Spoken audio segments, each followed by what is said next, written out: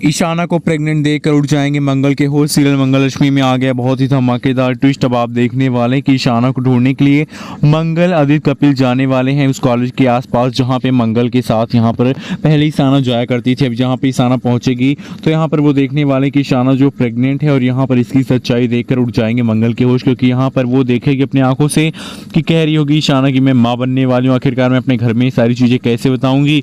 ये सुनकर तो मंगल हैरान हो जाती है, दंग रह जाती है और सोचती है ये सब क्या हो रहा है। ईशाना इतना ज़्यादा बड़ा और ख़राब कदम कैसे उठा लिया ईशाना ने। ईशाना को इतनी ज़्यादा छूट किसने दे दी। अब आप देखने वाले कि भाई मंगल जब से घर में नहीं थी ईशाना बर्बाद हो गई है और ईशाना को बर्बाद करने वाला कोई और नहीं बल्कि सौम्या थी। वो सौम्या जिसने हर मुमकिन कोशिश की मंगल को बर्बाद करने की। जब वो ये सब नहीं कर पाई तो उसने यहाँ पर मंगल के बच्चों का कोई ध्यान नहीं रखा। ऐसे ईशाना और अक्षत को तो मंगल ने संभाल लिया, लेकिन भाई ईशाना जो है वो यहाँ पर मिल ही नहीं रही थी। अब कहती है मंगल की अगर मुझे ईशाना नहीं मिली तो मैं कुछ कर जाऊंगी। इसलिए अब यहाँ पर उसे पता चलता कि जो ईशाना है वो तो कॉलेज के उस टूर पे गई ही नहीं थी जहाँ पे सब लोग पिकनिक मनाने के लिए गए थे और वो पिकनिक जो है खत्म हो गई, लेकिन ईशाना वापस नहीं आई है।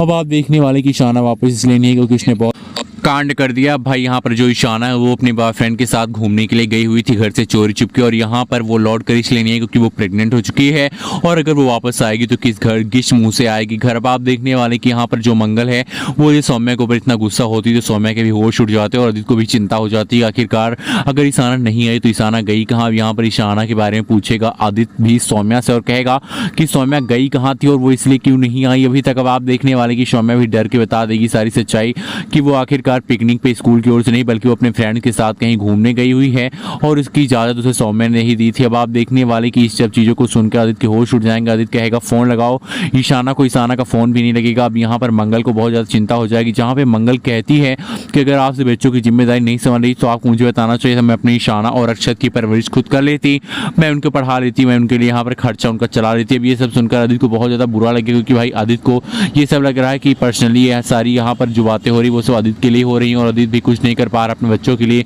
अब आप देखने वाले कि मंगल और आदित्य और उसके साथ कपिल भी जाने वाले हैं सौम्या को ढूंढने और सौम्या को ढूंढते ढूंढते वो यहाँ पहुंचेंगे अपने उसके बॉयफ्रेंड के घर जहाँ पे ईशाना भी होगी और ईशाना को देखकर मंगल के होश उड़ेंगे क्योंकि भाई वो यहाँ पर बहुत ही खराब स्थिति में होगी और वो कह रही होगी कि मैं आप सबके साथ घर नहीं जा सकती हूँ।